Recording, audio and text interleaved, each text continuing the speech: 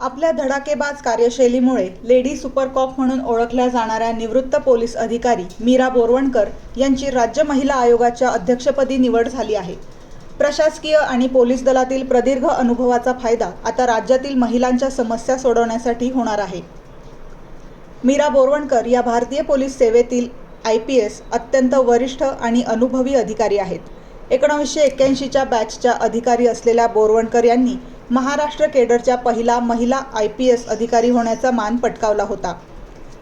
त्यांच्या पोलीस दलातील कारकिर्दीत त्यांनी अनेक महत्त्वाच्या प्रकरणांचा छडा लावून गुन्हेगारांवर वचक निर्माण केला होता। पोलीस दलातील विविध उच्चपदे भूषवल्यानंतर आता त्यांच्याकडे राज्य महिला आयोगाची महत्त्वाची जबाबदारी सोपवण्यात आली आहे।